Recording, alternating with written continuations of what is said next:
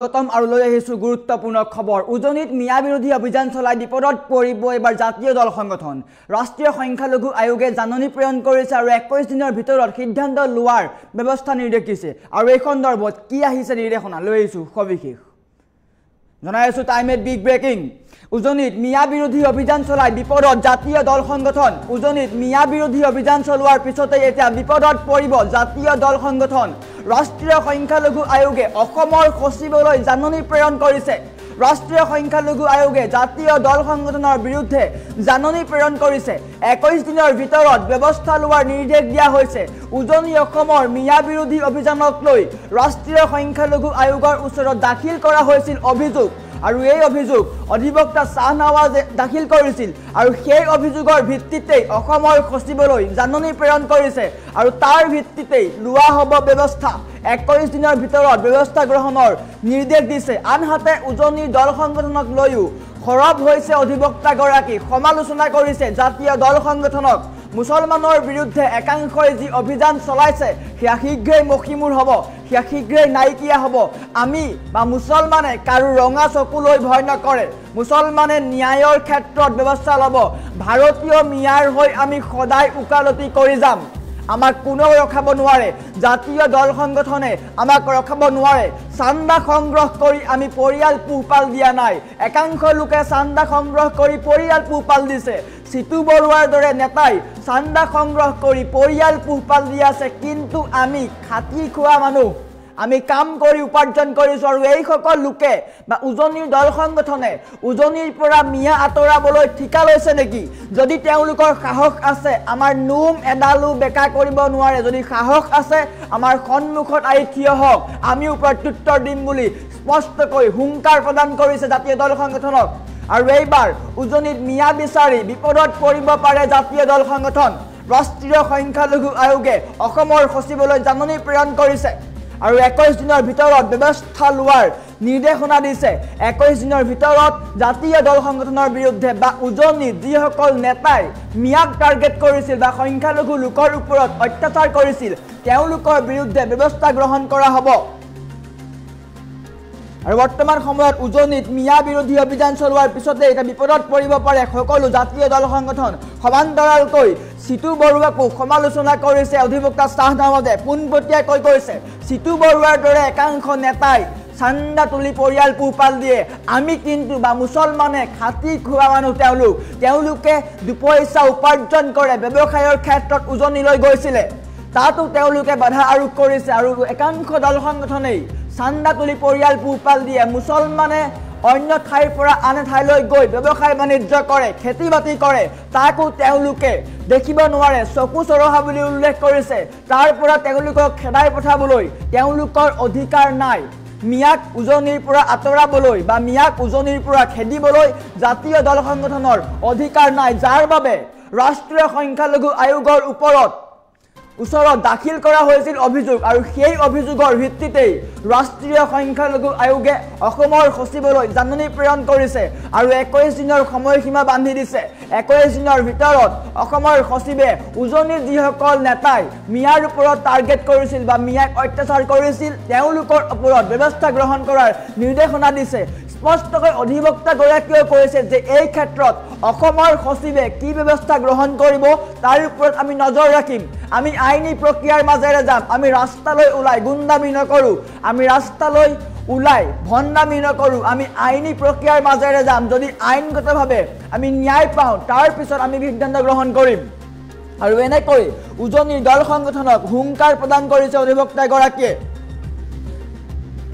সমান্তৰালকৈ সিতু বৰুৱাকো সমালোচনা কৰা দেখিবলৈ পোৱা গৈছে মুছলমানৰ বিৰুদ্ধে একাংশই যি অভিযান চলাই আছে বা মুছলমানক টাৰ্গেট কৰাৰ কাৰণে যি ধৰণৰ কাণ্ড কৰি আছে সেয়া শীঘ্ৰে মখিমূৰ হ'ব আমি আইনী প্ৰক্ৰিয়াৰ মাজেৰে সেয়া মখিমূৰ কৰিম আৰু আমাৰ ওচৰত মন্তব্য আছে মন্তব্য দেখুৱাই লোৱাৰ চেষ্টা কৰিছো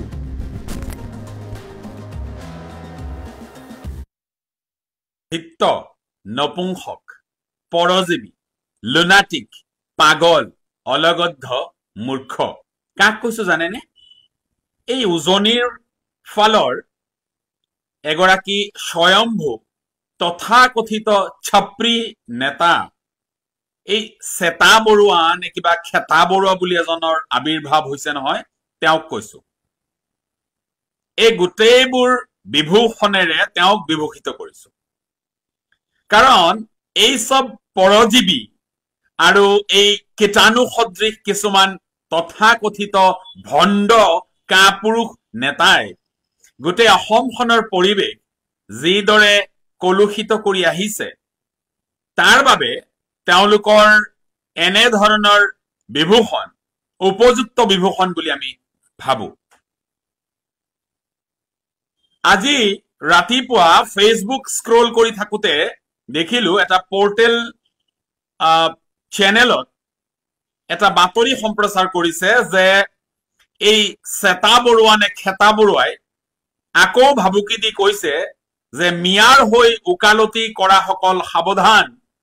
মিয়াৰ বিৰুদ্ধে অভিযান তীব্ৰতৰ হব, মিয়া উজনিৰ পৰা যাবই লাগিব। এই চেতা বৰুৱা নে খেতা বৰুৱাক কৈছো, মিয়াৰ হৈ উকালতি মই সদায় কৰিম, কৰিছিলো, কৰি থাকিম। কাৰোবাৰ যদি দম আছে, কাৰোবাৰ যদি কলিজা আছে, কাৰোবাৰ যদি হিম্মত আছে, মিয়াৰ হৈ উকালতি কৰাৰ ক্ষেত্ৰত আমাক বাধা দি দেখুৱাওক। যদি কাৰোবাৰ সৎ সাহস আছে, আমাৰ এডাল নোম বেকা কৰাৰ যদি সৎ সাহস কাৰোবাৰ আছে, আহি সন্মুখত থিয় হওক। আইনগতভাৱে যুঁজখন চলাই নিবলৈ সৎ সাহস লৈ এইখন পথাৰত নামিছো। কাৰোবাৰ দৰে চান্দা সংগ্ৰহ কৰি নিজৰ পৰিয়াল পোহপাল দিয়াৰ দৰে এই নিকৃষ্ট মানসিকতা লৈ এইখন অসমত থকা নাই। এইসকল ভৃত্য আৰু এই গোলাম কাপুৰুষ চেতা বৰুৱা নে খেতা বৰুৱা এইসকলে চান্দা সংগ্ৰহ কৰি নিজৰ পৰিয়ালটোক কোনোমতে পোহপাল দি আছে, তাৰ পিছত নিৰ্লজ্জৰ দৰে কৈছে যে মিয়াৰ হৈ উকালতি কৰা সকল সাৱধান। এনে কাপুৰুষৰ এনে কথা বতৰাবোৰত আমাৰ পুতৌ জন্মে। এইসকলৰ এনে কাপুৰুষালী সুলভ কথা বতৰাবোৰত আমাৰ পুতৌ জন্মে। কাৰণ এইসকল নিৰক্ষৰ, অৰ্ধশিক্ষিত এইসকল মূৰ্খ আৰু জানুৱাৰে গোটেই অসমৰ ঠিকা লৈছে, উজনি অসমৰ ঠিকা লৈছে এইসকলে যে উজনি অসম মিয়ামুক্ত কৰিব। আৰু এতিয়া কৈছে যে মিয়াৰ হৈ উকালতি কৰা সকল সাৱধান। ভাৰতীয় বৈধ মিয়াৰ হৈ উকালতি কৰিছিলো, কৰি আছো আৰু কৰি থাকিম। তাতে কোনোবা চেতা বৰুৱা আৰু খেতা বৰুৱাক আমি দেখুৱালো ঘণ্টা। তাৰ বিৰুদ্ধে যিটো অভিযান, আওপকীয়াকৈ মুছলমানৰ বিৰুদ্ধে যিটো অভিযান আৰম্ভ কৰিছে, এইটো মষিমূৰ হব। বৰ বেছি দিন নাই। উজনি অসমত এইদৰে বৈধ ভাৰতীয় মিয়াক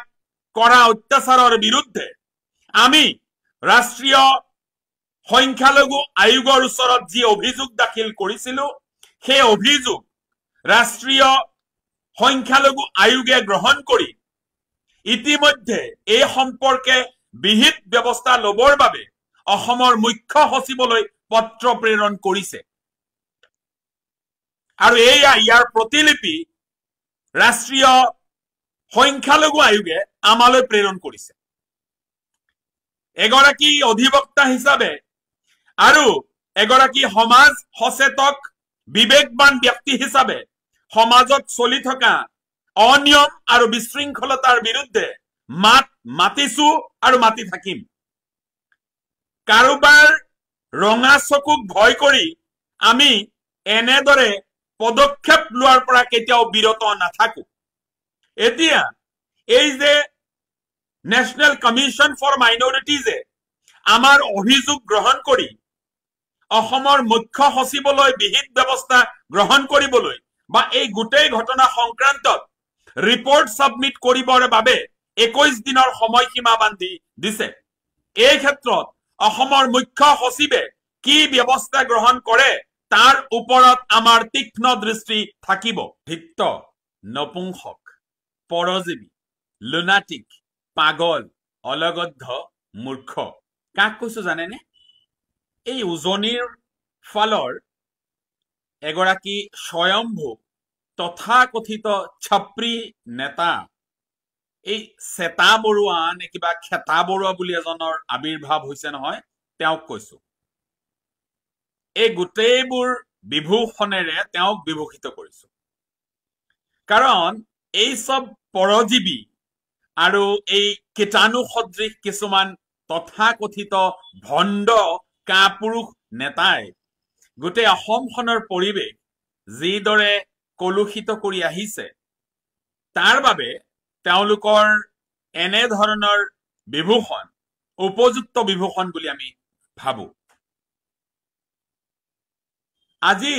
ৰাতিপুৱা ফেচবুক স্ক্ৰল কৰি থাকোতে দেখিলো এটা পোৰ্টেল চেনেলত এটা বাতৰি সম্প্ৰচাৰ কৰিছে যে এই চেতা বৰুৱা নে খেতা বৰুৱাই আকৌ ভাবুকি দি কৈছে যে মিয়াৰ হৈ ওকালতি কৰা সকল সাৱধান, মিয়াৰ বিৰুদ্ধে অভিযান তীব্ৰতৰ হব, মিয়া উজনিৰ পৰা যাবই লাগিব। এই চেতা বৰুৱা নে খেতা বৰুৱাক কৈছো, মিয়াৰ হৈ ওকালতি মই সদায় কৰিম, কৰিছিলো, কৰি থাকিম। উজনি অসমত এইদৰে বৈধ ভাৰতীয় মিয়াক কৰা অত্যাচাৰৰ বিৰুদ্ধে আমি ৰাষ্ট্ৰীয় সংখ্যালঘু আয়োগৰ ওচৰত যি অভিযোগ দাখিল কৰিছিলো, সেই অভিযোগ ৰাষ্ট্ৰীয় সংখ্যালঘু আয়োগে গ্ৰহণ কৰি ইতিমধ্যে এই সম্পৰ্কে বিহিত ব্যৱস্থা লবৰ বাবে অসমৰ মুখ্য সচিবলৈ পত্ৰ প্ৰেৰণ কৰিছে। আৰু এয়া ইয়াৰ প্ৰতিলিপি ৰাষ্ট্ৰীয় সংখ্যালঘু আয়োগে আমালৈ প্ৰেৰণ কৰিছে। এগৰাকী অধিবক্তা হিচাপে আৰু এগৰাকী সমাজ সচেতক বিবেকবান ব্যক্তি হিচাপে সমাজত চলি থকা অনিয়ম আৰু বিশৃংখলতাৰ বিৰুদ্ধে মাত মাতিছো আৰু মাতি থাকিম। কাৰোবাৰ ৰঙা চকুক ভয় কৰি আমি এনেদৰে পদক্ষেপ লোৱাৰ পৰা কেতিয়াও বিৰত নাথাকো। এতিয়া এই যে নেশ্যনেল কমিশ্যন ফৰ মাইনৰিটিজে আমাৰ অভিযোগ গ্ৰহণ কৰি অসমৰ মুখ্য সচিবলৈ বিহিত ব্যৱস্থা গ্ৰহণ কৰিবলৈ বা এই গোটেই ঘটনা সংক্ৰান্তত ৰিপৰ্ট সাবমিট কৰিবৰ বাবে 21 দিনৰ সময়সীমা বান্ধি দিছে। এই ক্ষেত্ৰত অসমৰ মুখ্য সচিবে কি ব্যৱস্থা গ্ৰহণ কৰে তাৰ ওপৰত আমাৰ তীক্ষ্ণ দৃষ্টি থাকিব। উজনি অসমত এইদৰে বৈধ ভাৰতীয় মিয়াক কৰা অত্যাচাৰৰ বিৰুদ্ধে আমি ৰাষ্ট্ৰীয়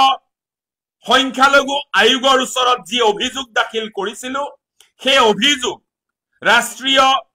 সংখ্যালঘু আয়োগে গ্ৰহণ কৰি ইতিমধ্যে এই সম্পৰ্কে বিহিত ব্যৱস্থা লবৰ বাবে অসমৰ মুখ্য সচিবলৈ পত্ৰ প্ৰেৰণ কৰিছে। আৰু এয়া ইয়াৰ প্ৰতিলিপি ৰাষ্ট্ৰীয় সংখ্যালঘু আয়োগে আমালৈ প্ৰেৰণ কৰিছে। এগৰাকী অধিবক্তা হিচাপে আৰু এগৰাকী সমাজ সচেতক বিবেকবান ব্যক্তি হিচাপে সমাজত চলি থকা অনিয়ম আৰু বিশৃংখলতাৰ বিৰুদ্ধে মাত মাতিছো আৰু মাতি থাকিম। কাৰোবাৰ ৰঙা চকুক ভয় কৰি আমি এনেদৰে পদক্ষেপ লোৱাৰ পৰা কেতিয়াও বিৰত নাথাকো। এতিয়া এই যে নেশ্যনেল কমিশ্যন ফৰ মাইনৰিটিজে আমাৰ অভিযোগ গ্ৰহণ কৰি অসমৰ মুখ্য সচিবলৈ বিহিত ব্যৱস্থা গ্ৰহণ কৰিবলৈ বা এই গোটেই ঘটনা সংক্ৰান্তত ৰিপৰ্ট সাবমিট কৰিবৰ বাবে 21 দিনৰ সময়সীমা বান্ধি দিছে। এই ক্ষেত্ৰত অসমৰ মুখ্য সচিবে কি ব্যৱস্থা গ্ৰহণ কৰে তাৰ ওপৰত আমাৰ তীক্ষ্ণ দৃষ্টি থাকিব। উজনি অসমত এইদৰে বৈধ ভাৰতীয় মিয়াক কৰা অত্যাচাৰৰ বিৰুদ্ধে আমি ৰাষ্ট্ৰীয় সংখ্যালঘু আয়োগৰ ওচৰত যি অভিযোগ দাখিল কৰিছিলো, সেই অভিযোগ ৰাষ্ট্ৰীয় সংখ্যালঘু আয়োগে গ্ৰহণ কৰি ইতিমধ্যে এই সম্পৰ্কে বিহিত ব্যৱস্থা লবৰ বাবে অসমৰ মুখ্য সচিবলৈ পত্ৰ প্ৰেৰণ কৰিছে আৰু ইয়াৰ প্ৰতিলিপি ৰাষ্ট্ৰীয় সংখ্যালঘু আয়োগে আমালৈ প্ৰেৰণ কৰিছে এগৰাকী অধিবক্তা হিচাপে আৰু এগৰাকী সমাজ সচেতক বিবেকবান ব্যক্তি হিচাপে সমাজত চলি থকা অনিয়ম আৰু বিশৃংখলতাৰ বিৰুদ্ধে মাতিছো আৰু মাতি থাকিম কাৰোবাৰ ৰঙা চকুক ভয় কৰি আমি এনেদৰে পদক্ষেপ লোৱাৰ পৰা কেতিয়াও বিৰত